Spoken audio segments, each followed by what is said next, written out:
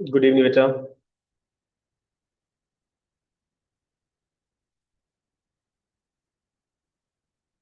Good evening sir.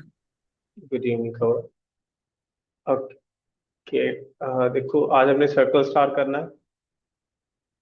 तो पहले circle की थोड़ी सी इंट्रोडक्शन। हमने सेवेंथ, एट्थ, नाइन्थ से हम सर्कल इंट्रोड्यूस कर रहे हैं। तो सर्कल बेसिकली क्या होता है कि अगर आपके पास कोई भी फिक्स्ड पॉइंट है, तो मैं यहाँ से, जैसे लाइक अब कोई रोप बांध ली था मैं, ये कोई फिक्स्ड रोप बांध ली मैंने, जिसकी लेंथ फिक्स्ड है। तो अब इस पॉइंट पर, मतलब जहां जहां से मैं मार्क कर पाऊंगा, जो जो वो पॉइंट आ रहे हैं, वो सभी को अगर मैं ट्रेस करूँ, तो मेरे पास जो जो चीज शेप बनती है उसको सर्कल बोलते हैं। सर्कल में दो चीज होती है, एक fix point, so it is the centre of circle, और दूसरा फिक्स्ड लेंथ, जो होता है आपका रेडियस। ठीक है, दो चीजें होती हैं आपके सर्कल में। अब क्योंकि अभी आपका न्यू कंसेप्ट आएगा टेंथ में, न्यू कंसेप्ट क्या है कि टेंजेंट आपने करा हुआ है, कॉर्ड की हुई है नाइन्थ में। ठीक है, अब टेंथ में आपके पास आ रहा है कि टेंजेंट। अब टेंजेंट एक्चुअल में है क्या? अगर मेरे पास कोई भी सर्कल है, कोई भी लाइन आ रही है, पास कर रही है, लाइन आ गई, पास की, लाइन पास करी, लाइन ने पास किया। ठीक है, अब इनमें से कई लाइन ऐसी हैं जो सर्कल को बिल्कुल नहीं कट कर रही, जैसे ये वाली लाइन और ये वाली लाइन, ये बिल्कुल टच नहीं कर रही सर्कल। ये वाली लाइन टच कर रही है इन दो पॉइंट्स पर, ये वाली लाइन टच कर रही है इन दो पॉइंट्स पर, ये सेम। तो इसका मतलब अगर कोई भी लाइन है, तो वो सर्कल के अगर अंदर से जा रही है, तो वो सर्कल को दो पॉइंट्स पर टच करेगी, दो पॉइंट्स पर मीट करेगी, इंटरसेक्ट करेगी, क्रॉस करेगी, कट करेगी, कुछ भी हो। तो लाइन एंड सर्कल में दो पॉइंट्स कॉमन होंगे। ठीक है, तो जो लाइन आपके सर्कल को दो पॉइंट्स में कट करे, उस लाइन को हम बोलते हैं सीकेंट। ठीक है, अगर कोई भी लाइन सर्कल को दो पॉइंट्स पर मीट कर रही है या कट कर रही है, तो उस लाइन को हम बोलेंगे सीकेंट ऑफ द सर्कल। अब सीकेंट ऑफ सर्कल ये हो गया हमारा। अब देखो, यहाँ पर एक ही पॉइंट पर है। अब मैंने यहाँ बोल दिया कि लाइन और सर्कल में जब एक दूसरे को मीट करेंगे, तो यहाँ पर दो पॉइंट कॉमन है, तो इसमें तो एक ही पॉइंट आ रहा है। तो दैट मीन्स पॉइंट वही है, दो पॉइंट है, बट दोनों पॉइंट सेम है। दोनों पॉइंट क्या कर रहे हैं, कंसाइड हो रहे हैं, दे कंसाइड्स। कंसाइड का मतलब कि एक ही पॉइंट कॉमन। तो अगर सर्कल एंड लाइन में सिर्फ एक पॉइंट कॉमन है, उस लाइन को हम बोलते हैं टेंजेंट ऑफ अ सर्कल। तो ये आपकी आ गई टेंजेंट ऑफ अ सर्कल। ठीक है, टेंजेंट में एक पॉइंट कॉमन, सीकेंड में आपके पास दो पॉइंट्स कॉमन। इतना क्लैरिटी हो गया?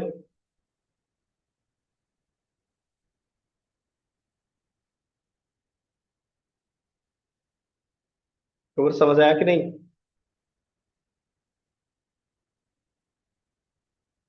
हो गया क्लियर।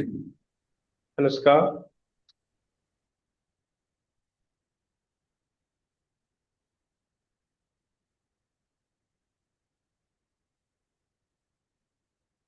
चलो। अब हमारे पास इस चैप्टर में आपको दो थ्योरम्स है। ठीक है, तो जो आपको प्रूफ में आ सकती है, एक तो जैसे पहली थ्योरम है वो आपको प्रूफ में नहीं आएगी, बट सेकंड थ्योरम आपको पेपर में भी आ सकती है। अब देखो, ये पहला क्वेश्चन है। अब पहली थ्योरम है, the tangent at any point of circle is perpendicular to the radius through the point of contact. अब पॉइंट ऑफ कांटेक्ट क्या होता है? पहले तो, अगर मेरे पास सर्कल है, सर्कल को कोई भी टेंजेंट जो है वो टच कर रहा है ऐसे, ये रेडियस आ गया, सॉरी सर्कल का सेंटर आ गया, वो बोल देता हूँ। अब ये जो पॉइंट है कॉमन है, तो ये जो कॉमन पॉइंट है, उसको पॉइंट को हम बोलते हैं पॉइंट ऑफ कांटेक्ट।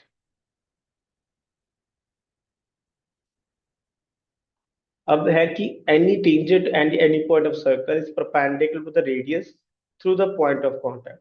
तो अब ये रेडियस आ गया, और क्वेश्चन है कि ओपी जो है इस टेंजेंट का परपेंडिकुलर आ रहा है। ओपी जो है वो एबी का परपेंडिकुलर प्रूफ का।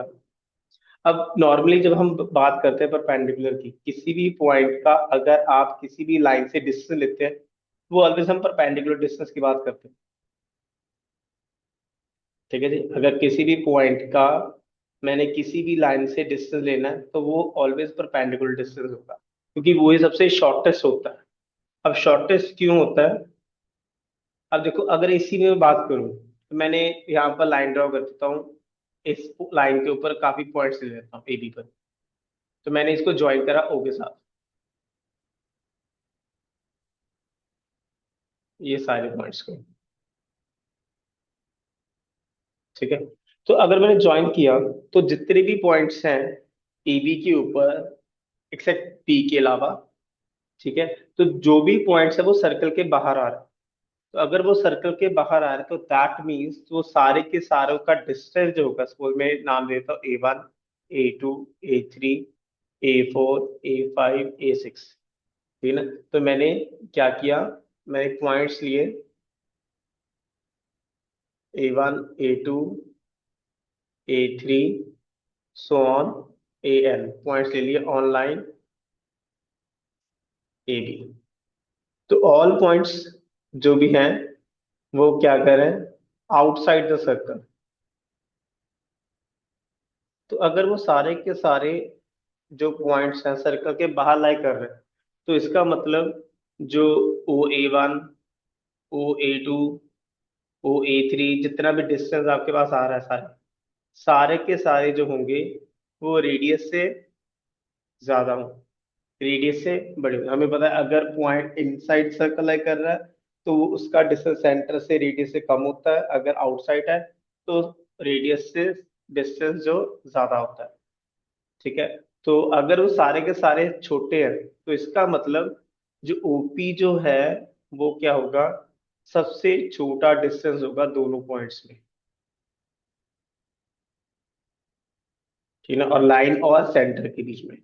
ठीक है, OP shortest distance between line and centre. तो अगर कर रहे हैं तो जो शॉर्टेस्ट डिस्टेंस होता है वो ही, वो ऑलवेज कौन सा होता है, परपेंडिकुलर डिस्टेंस। तो अगर ओपी परपेंडिकुलर डिस्टेंस है तो दैट मींस ओपी जो होगा वो एबी के क्या होगा, परपेंडिकुलर। ठीक है, अगर एबी के परपेंडिकुलर है तो दैट मींस, अगर ओपी एबी के परपेंडिकुलर है तो दैट मींस ये वाला एंगल जो होगा वो 90 का होगा। तो आप बोल सकते हो कि the tangent at any point of a circle is perpendicular to the radius through point of contact. ये स्टेटमेंट आपको ऐसे ही याद करनी पड़ेगी, क्योंकि बार बार हम यूज करेंगे रिजल्ट लिखने में। ठीक है, तो लास्ट में the tangent at any point of a circle is perpendicular to the radius through point of contact। मुझे क्या बोलना।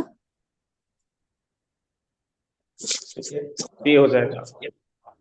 इतना समझ आ गया? कोई डाउट है तो पूछ लो।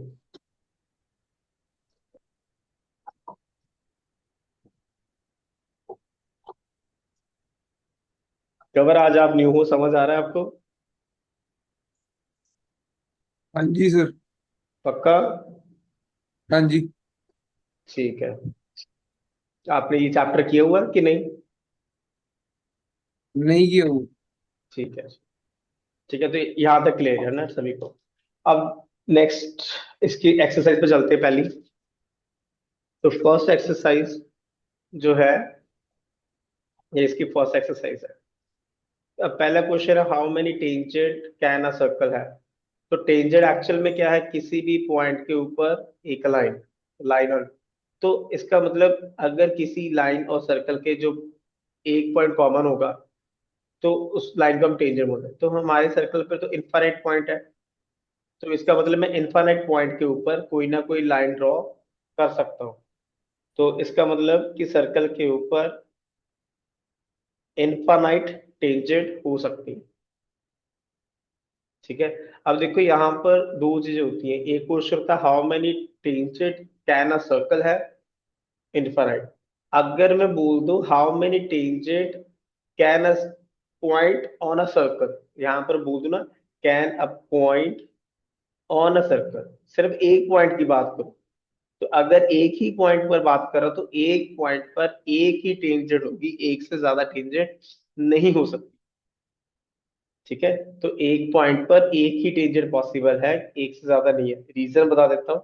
अगर मैं बोल देता हूँ कि ये मेरे पास ये पॉइंट है, इसके ऊपर मैंने दो टेंजेंट ड्रॉ कर दी, तो अगर मैं दो टेंजेंट ड्रॉ करूंगा तो इसका मतलब वो दोनों के दोनों रेडियस के साथ एंगल 90 बनाएंगे। तो नेचुरल चीज है, एक लाइन 90 डिग्री किसी लाइन के बना रही, तो 90 डिग्री दूसरा एंगल, ये तो फिर एंगल का मेजरमेंट जो होगा वो चेंज हो जाएगा। ठीक है, यहाँ पर भी 90 और यहाँ पर भी 90, या तो दोनों लाइन सेम होंगी, अलग अलग तो पॉसिबल ही नहीं है, क्योंकि अगर वो 90 होगा तो अगर सेम लाइन नहीं है तो 90 तो पॉसिबल है ही नहीं। ठीक है, तो दैट्स वाई कि आप एक पॉइंट में से एक ही टेंजेंट ड्रॉ कर सकते हो। A tangent to a circle intersect in one point. A line intersecting a circle in 2 points का secant। यहाँ पर वर्ड सीकेंड यूज हो रहा है, ट्रिग्नोमेट्री भी आपने सीकेंड करा है, दोनों वर्ड सेम नहीं है। वो सीकेंड ऑफ थीटा है, ये एक अकेला वर्ड सीकेंड है। ठीक है ना। यहाँ पर सीकेंड ऑफ थीटा रेशियो रेशियो को बताता है, और यहाँ पर जो सीकेंड बोल रहा है एक लाइन है। तो ये चीज याद रखना। A circle can have parallel tangent at most, तो यहाँ पर आएगा टू पैरेलल टेंजेंट हो सकती है। अब इसका रीजन क्या है, अगर सर्कल में बनाऊं तो मैंने बोल दिया कि यहाँ पर मैं एक टेंजेंट ड्रॉ की। अब अगर इसके पैरेलल ड्रॉ करनी है, पैरेलल तो सिर्फ अगर मैं ये इस रेडियस को एक्सटेंड कर दूं, डायमीटर बना दूं, तो यहाँ पर भी एक एंगल होगा 90 बनाएगा, तो यही लाइन ड्रॉ हो सकती है, क्योंकि ये सेम लाइन है, दोनों के एंगल 90 है। हमने वो किया हुआ 9th में। अगर ये ऐसे यहाँ पर बनाता ऑल्टरनेट एंगल किसी ट्रांसवर्सल के इक्वल है, तो वो दोनों लाइंस क्या होंगी, पैरेलल। अब ये भी 90, ये भी 90, तो इसका मतलब ये दोनों लाइंस क्या है, पैरेलल। अब common point of tangent to a circle and the circle is called point of contact.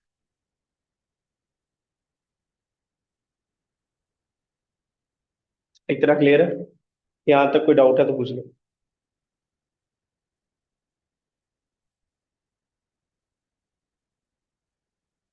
चलो आगे।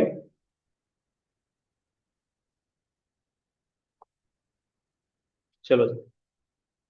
अब नेक्स्ट है, a tangent P Q at a point of a circle of radius 5 centimetre meets a line through a centre O at point Q so that O Q is 12, a length P Q find करें। तो हमारे पास एक tangent है P Q, ठीक है ना। P जो है एक पॉइंट है, तो ऐसे कोई पॉइंट पी है, क्यू यहाँ पर पॉइंट आ गया, तो वहां से रेडियस दे दिया 5 सेंटीमीटर, और थ्रू सेंटर क्यू आपने एक लाइन ड्रॉ की, तो आपने दे दिया ओ क्यू जो है वो 12। हमें पता है कि ये 90 डिग्री का एंगल बना रहा है। अगर ये 90 डिग्री का एंगल बना रहा है तो ये पाइथागोरस थ्योरम भी यहाँ पर अप्लाई कर सकते हो। तो ये आपका हो गया हाइपोट, ये आपका हो गया परपेंडिकुलर, और पी क्यू आपका हो गया बेस। तो पी क्यू स्केयर की वैल्यू आ गई 144 माइनस 25, विच इज 190। तो पी क्यू की वैल्यू आ गई √119। तो ऑप्शन डी जो है वो आपका करेक्ट है।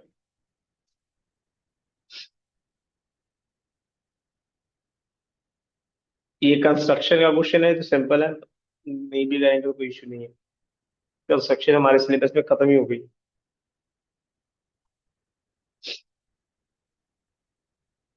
ठीक है जी, चलिए आगे।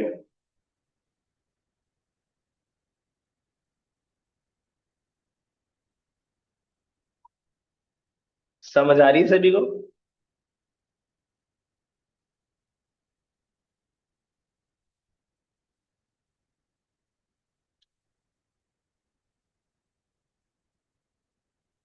या तो मैसेज में लिख दो या बोल के बताओ, पर बताओ जरूर। ठीक है, टाइप कर दो जाता।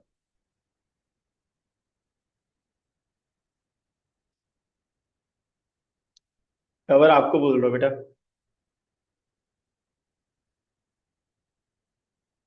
ओके। तो अब ये तो हो गई हमारी फर्स्ट एक्सरसाइज, ठीक है ना। फर्स्ट एक्सरसाइज इजी है, कुछ खास आएगा नहीं इसमें से। ठीक है। मेन है आपकी सेकंड एक्सरसाइज। अगर तो आप बेसिक वाले हो, ठीक है, तो फिर तो सेकंड एक्सरसाइज आपको बहुत अच्छे से करनी पड़ेगी, क्योंकि बेसिक में नॉर्मली पेपर जो होता है वो एनसीईआरटी बेस्ड हो जाता है। ठीक है। स्टैंडर्ड वालों को थोड़ा सा मुश्किल है। कवर आपके पास स्टैंडर्ड है कि बेसिक है बेटा? स्टैंडर्ड है। ठीक है, तो फिर आपको थोड़ा एक्स्ट्रा भी करना पड़ेगा। चलो। तो अब देखो नेक्स्ट थ्योरम है, the length of tangent drawn from an external point वो सर्कल आर इक्वल। तो अगर मैं किसी भी सर्कल के ऊपर, अब यहां से ये भी आ जाएगा कि अगर आप कोई भी एक्सटर्नल पॉइंट लेते हो, ठीक है ना, तो आप कितनी टेंजेंट ड्रॉ कर सकते हो किसी एक्सटर्नल पॉइंट से। अगर तो वो सर्कल के ऊपर है, जैसे सर्कल के ऊपर है पॉइंट, तो एक टेंजेंट ड्रॉ कर सकते हो। अगर सर्कल के अंदर है पॉइंट, तो कोई भी टेंजेंट ड्रॉ नहीं कर सकते। अगर सर्कल से बाहर है, तो आप वहां से दो ही टेंजेंट ड्रॉ कर सकते हो एक्सटर्नल पॉइंट से। किसी एक पॉइंट से आप सर्कल को सिर्फ दो ही टेंजेंट दे सकते हो। तो अगर दो टेंजेंट दे सकते हो तो सिर्फ पूछा है कि अगर आपके पास कोई एक्सटर्नल पॉइंट से आप दो टेंजेंट ड्रॉ कर रहे हो, तो वो जो लेंथ है टेंजेंट की वो इक्वल होगी। तो आपने प्रूव करना है कि पी आर और पी क्यू जो है वो इक्वल। यहाँ पर मैंने सेंटर ले लिया। तो मैंने ये प्रूफ करना है। मेरे पास गिवन है कि P R and P Q जो है आर टेंजेंट्स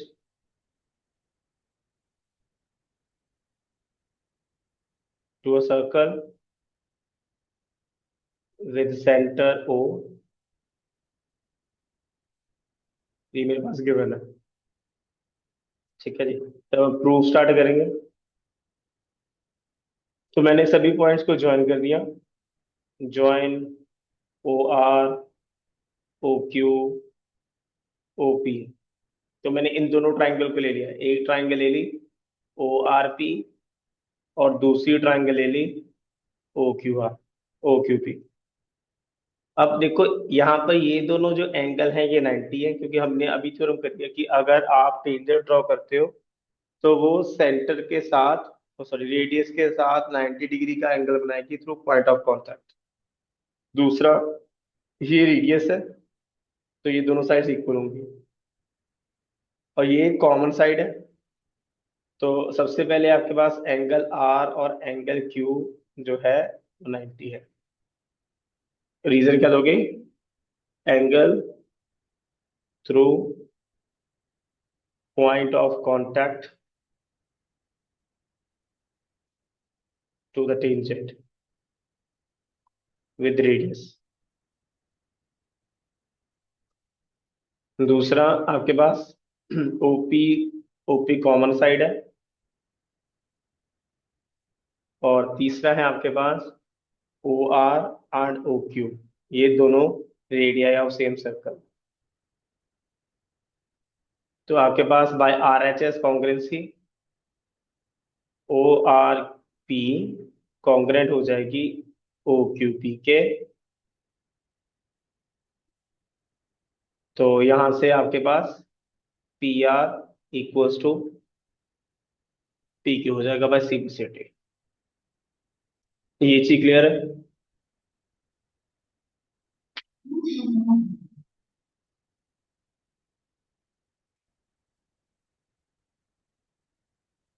क्लियर है तो बता दो, अगर कोई डाउट है तो पूछ लो। ये थ्योरम आपके पेपर में आ सकती है 2 नंबर में।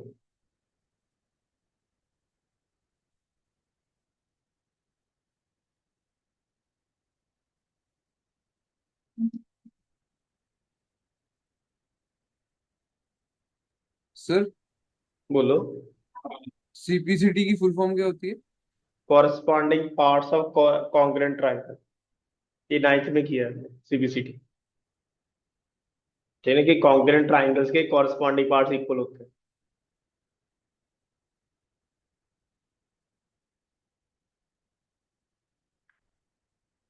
अब देखो कौन कौन से कॉन्ग्रेंट पार्ट आ गए। एक तो हमने ये निकाल ली,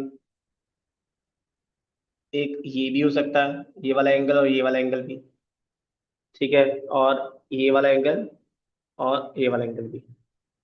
ठीक है ना। तो यहाँ पर दो रिजल्ट और आएंगे। एक, एंगल सबटेंडेड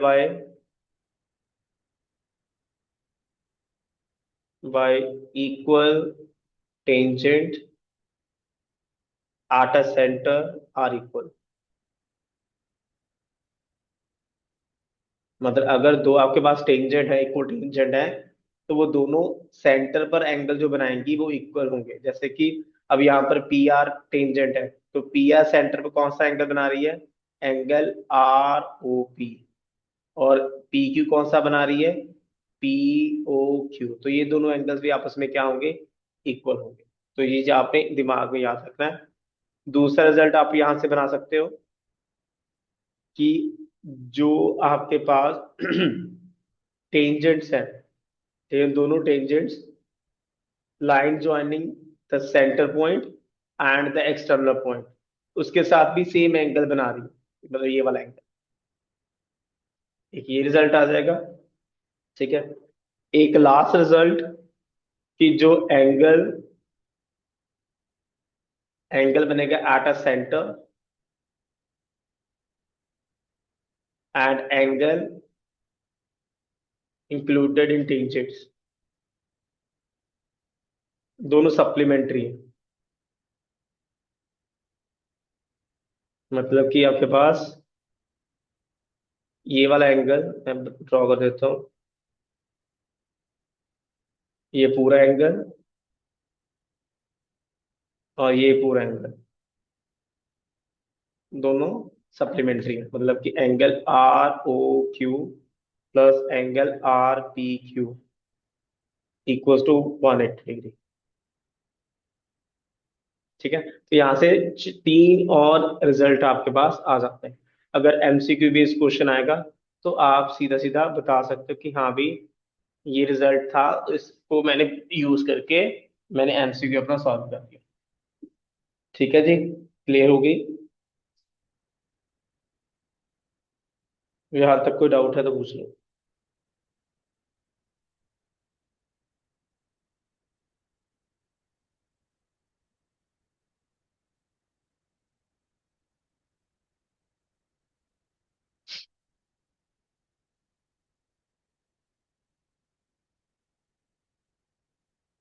है कोई डाउट?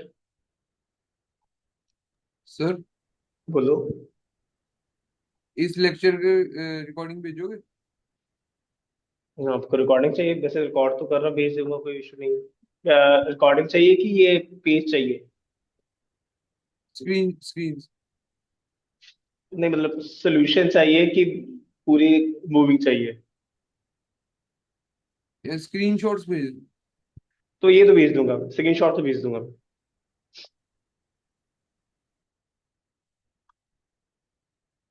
ओके। तो नेक्स्ट है हमारा, अब एमसीक्यूज करेंगे, बाकी क्वेश्चन हम कल करेंगे स्टार्ट। सिर्फ आज एमसीक्यू पर ही हम फोकस करेंगे। अब फर्स्ट क्वेश्चन में है, from a point Q the length of the tangent to a circle 24 centimetre and the distance of q from the center is 25 centimeter, the radius of circle। तो point दिया हुआ q, tangent यहाँ पर question 1 में हमें point दिया हुआ q, point दिया हुआ सर्कल के बाहर, और द लेंथ ऑफ टेंजेंट, यहाँ से टेंजेंट ड्रॉ करी तो उसकी लेंथ है 24 centimetre. Distance of Q from the centre, centre से इसका डिस्टेंस है 25 सेंटीमीटर। और आपने रेडियस फाइंड करना है, तो रेडियस ये भी रेडियस ही है। हमने अभी करा कि ये 90 डिग्री का एंगल बनाएगा। अगर ये 90 डिग्री एंगल है तो ये पाइथागोरस में बन रही है। ठीक है, तो आपका जो रेडियस हो जाएगा वो किसके इक्वल होगा, by Pythagoras, R equals to 25 square minus 24 square का रूट। तो ये हो जाएगा 625 माइनस 576 का रूट, ये हो जाएगा आपके पास 49। 49 की वैल्यू रूट होता है 7। तो ऑप्शन ए। देखो यहाँ पर 90 है, तो इसके सामने वाली साइड जो होगी वो लॉन्गेस्ट साइड होगी। तो जो पॉइंट, जो line joining the centre and the external point होता है वो आपका हाई पॉइंट होगा। कोई प्रॉब्लम इस क्वेश्चन में?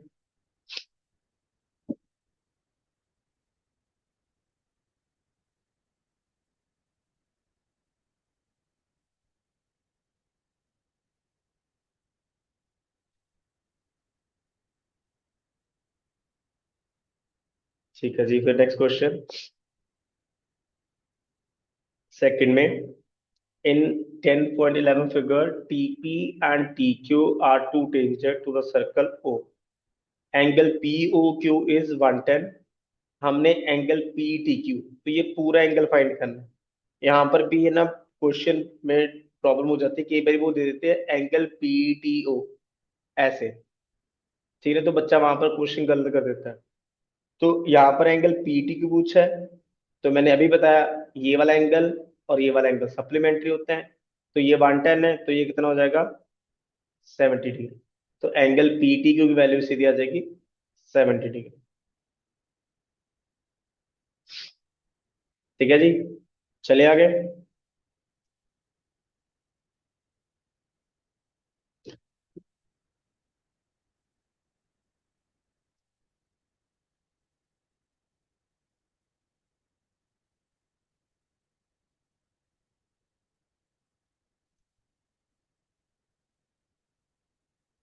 कोई डाउट है तो पूछ लो अभी।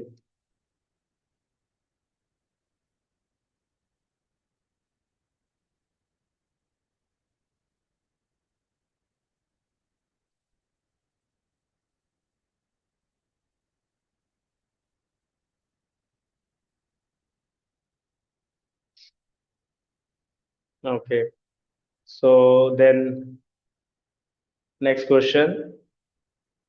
अब कह रहा है कि दो टेंजेंट्स हैं PA and PB from point P to the circle with centre. तो ये सर्कल हो गया। तो PA एंड PB दो टेंजेंट्स हैं। तो the circle with centre O are incline to each other, दोनों के बीच का एंगल जो है वो 80 डिग्री है। तो यहाँ पर पॉइंट O है, तो एंगल POA, मतलब इतना एंगल फाइंड करना हमने। तो अभी बताया कि ये टोटल एंगल सप्लीमेंट्री होगा। अगर ये 80 है तो ये टोटल एंगल कितना होगा हमारे पास, 100। ये एंगल और ये एंगल इक्वल है, तो आंसर क्या आ जाएगा, 100 का हाफ 50। बोलो समझ आया कि नहीं आया? अगर क्लैरिटी नहीं हो रही तो मैं प्रॉपर रीडिंग कर देता हूँ, अगर हो गई है तो एक बार बता दो।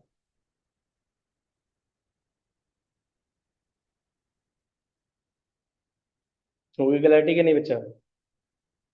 यस सर, होगी। ठीक है, तो इसमें यहाँ तक कोई इश्यू है तो बता दो कि, और कोई डाउट तो नहीं है, क्योंकि आगे क्वेश्चन जो करेंगे वो इम्पोर्टेंट है, ठीक है ना, एग्जामिनेशन पॉइंट ऑफ व्यू से। तो अगर इसमें कोई प्रॉब्लम नहीं है तो ही हम आगे चल सकते हैं, ठीक है। वैसे तो मैंने बाकी क्वेश्चन कल ही कर पाऊंगा, आज नहीं कर पाऊंगा।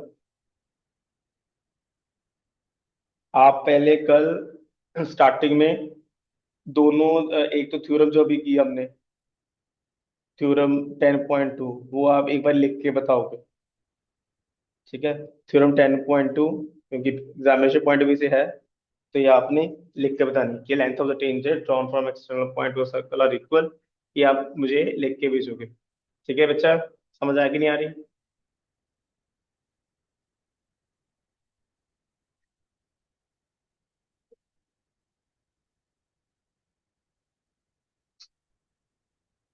ओके, तो फिर हम, मेरी क्लास एंड होने वाली है, ठीक है, तो बाकी हम कल कंटिन्यू करेंगे, तो कल सेम टाइम पर। ठीक है बेटा जी।